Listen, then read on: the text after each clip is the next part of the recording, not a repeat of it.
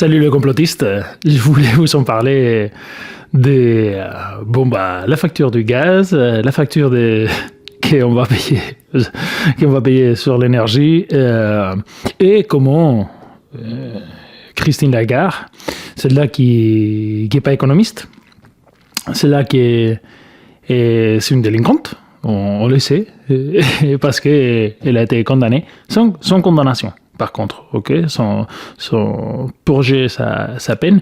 Mais voilà, elle a été condamnée par la valise qui passait entre Sarkozy et Tapi. A décidé que les taux d'intérêt montent et que cette mesures de stimulation pour l'économie à cause de Covid, ça s'arrête. Ça y est. Du coup, en commençant par le début, prix de l'énergie. Il faut savoir qu'il y a 40% de l'énergie et du gaz qu'on obtient ici en Europe. Et c'est en moyenne, ça vient de Russie. Là, les États-Unis, ils nous ont envoyé un petit colis, d'accord, pas forcément très grand, avec un pistolet, et nous, on est en train de prendre le pistolet et nous les mettre dans la tempe, parce que, sincèrement, je ne sais pas qu'est-ce qu'on est en train de faire. On a pris les robinets, et nous-mêmes, on est en train de fermer les robinets pour nous étouffer. On dit ils sont en train de dire que c'est pour justement étouffer l'économie de la Russie, mais en même temps, c'est nous, les Européens, on va souffrir aussi les conséquences. Là, un ministre en Russie, les ministres d'extérieur a dit clairement qu'il faut que ça serait bien que l'Union européenne dise qu'est-ce qu'on veut faire, parce que sinon il faut que eux ils envoient l'énergie à un autre endroit.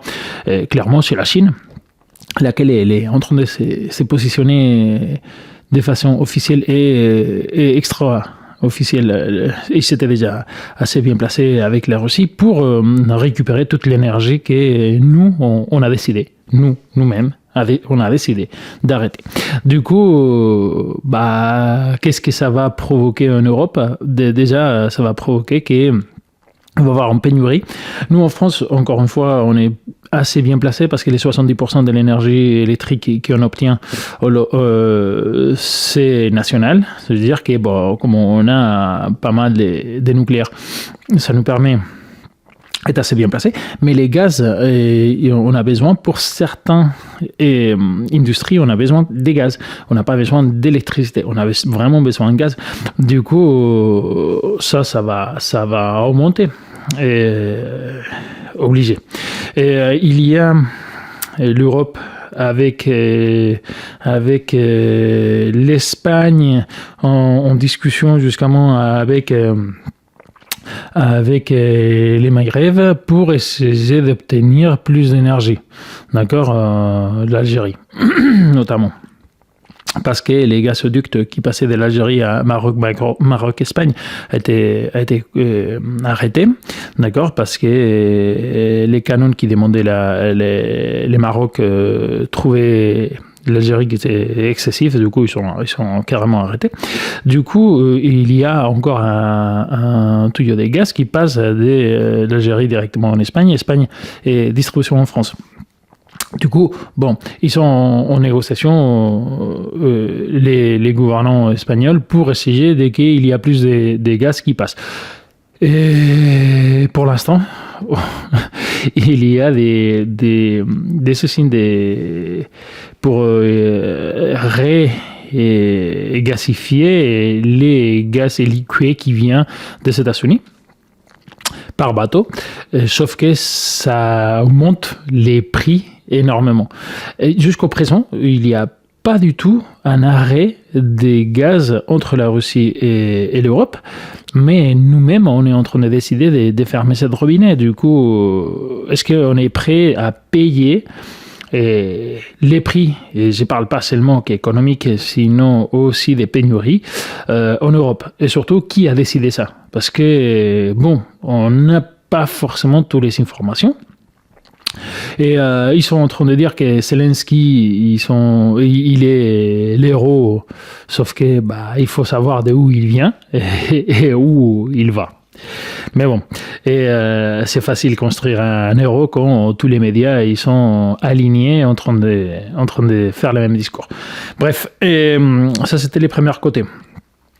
Comment on va voir la pénurie d'énergie et la tarif qu'elle fait, qui a augmenté, et comment on va être obligé à choisir entre manger et se chauffer. Bon, bref, ça c'est un peu la disjonctive où notre gouvernement ils nous ont mis. Encore une fois, France, 70% de l'énergie électrique procède de notre territoire, mais c'est l'offre et la demande. Du coup, vu que ça va augmenter, les prix, ça va augmenter à tout le monde. Ça va pas rester. Et nous, en île où les prix sont bas, on les voit déjà avec les hydrocarbures, comment on a dépassé les 2 euros et il n'y a pas de plafond, quoi. Mais bon, les gouvernements, ils n'ont pas encore réfléchi à descendre toute cette taxe qui nous met dans la tranche de 50 et 60% des taxes, et comment sur la taxe des hydrocarbures, après on paye la TVA. Mais bon, bref, ça c'est un autre sujet. Deuxième sujet, l'annonce de Christine Lagarde, l'avocat, d'accord, pas l'économiste. Ça, c'est pas Christine Lagarde, économiste. C'est son deuxième c'est Guindos, que c'est un espagnol il a été ministre d'économie et non d'impôts, pardon. Qui est économiste, mais c'est son deuxième, a décidé que ça y est, c'est fini la fête, que la dernière chanson a été déjà mise sur la boîte de nuit et que c'est 6h du matin et qu'il faut allumer et tout le monde dans la maison. Du coup, la fête c'est fini. Et il y a plus de stimulus sur l'économie, et les taux d'intérêt il faut qu'ils montent. On va voir comment ça se sent ça dans les marchés.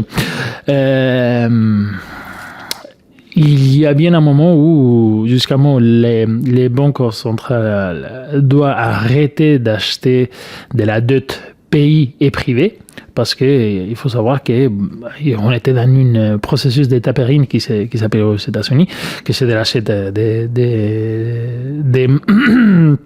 des actions des entreprises privées, et les entreprises privées achetaient de la dette pays. Mais c'est une façon que les banques centrales achètent de la dette pays, parce qu'ils ne peuvent pas l'acheter directement, c'est interdit. Et a dit que c'est fini, qu'il faut qu'ils commencent à réduire, et au moment qu'ils réduisent, il montera les taux d'intérêt. Comment ça va jouer sur l'inflation? Parce que, on est mal. Ça, il faut le dire clairement. On est mal, mais on n'est pas si mal que certains pays. Nous, ici en France, on est à la moitié que l'Espagne. L'Espagne, ils sont à plus de 7%. Du coup, mais on n'est pas bien. Jamais. On a eu des moments où l'inflation était plus haute, mais l'index des prix à la consommation sont vachement hauts. D'accord, on est à les plus hauts ça fait une vingtaine d'années, 30 ans. Du coup, comment ça va jouer?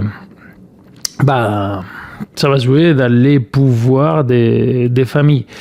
On a une boule immobilier que c'est évidente, d'accord, avec des taux où on vient des taux de 0,70 sur 15 ans, 20 ans. Et comment ça va jouer cette augmentation des taux? Les familles, on va devenir de plus en plus pauvres. Malheureusement, il n'y a pas une autre lecture. On va devenir plus pauvres et l'inflation va se bouffer nos économies. Et une augmentation des taux d'intérêt qui ça aurait dû être fait, mais bien avant, bien avant, va faire que les pouvoirs acquisitifs des familles, vu qu'elle est réduite, et en plus les taux pour s'endetter va être plus haut, ceux qui vont acheter à crédit une maison ou quoi que ce soit, ils vont souffrir. Toutes les entreprises, pour se financer, ils vont être obligés de payer plus cher, et du coup, cette augmentation va être traduite en augmentation dans les produits. Du coup, nous, les consommateurs, on doit payer plus cher les produits pour compenser cette hausse, sauf que vu que l'inflation est vachement haute, il ne peut pas augmenter autant, parce que sinon, on va rentrer en récession. Du coup, ça va être petit à petit, d'accord ? Du coup, ils sont en train de nous étrangler, tout doucement, mais ils sont en train de nous étrangler. Il y a bien un moment où on va aller vraiment sentir cette pouvoir acquisitif descendre. Et il y a un moment où on va vraiment les sentir. Mais ça va être bien lié, avec une bonne liaison avec les monnaies digitales de la banque centrale. D'accord ? Et ça va faire jusqu'à moment que cette transition, on va la sentir, mais sans nous rendre compte, entre guillemets. Bien sûr qu'on va la sentir, mais ils sont en train de nous glisser, et les CBDC d'une façon très douce, et en essayant que ce soit qu'on a la moins révolte possible. Mais voilà, mais ça c'est vraiment la suivante étape où on va. Les suivants pas, c'est ça.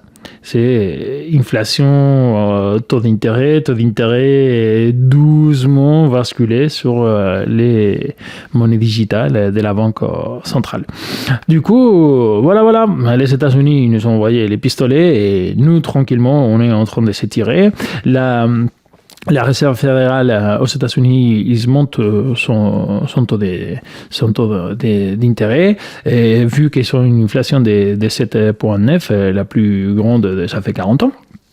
Et nous, on suit, malgré que Christine Lagarde, heureusement que ça commence, malgré que c'est trop tard, mais malgré que Christine Lagarde avait dit 3 mois en arrière, non, nous on n'est pas dans cette optique, 2-3 mois en arrière, avait dit non, nous on n'est pas dans cette optique d'augmenter les taux d'intérêt. Sauf que il faut regarder les chiffres, tout simplement. Au lieu d'écouter les gens, on aura dû commencer par regarder les chiffres et se rendre compte que c'était pas possible, pas monter les taux d'intérêt, sauf que, encore une fois, ils sont en train de nous mentir. Elle est avocat, mais elle est aussi politicien. Du coup, 1 sur 2 mots qui sortent de sa bouche, c'est un mensonge. Du coup, voilà, situation actuelle.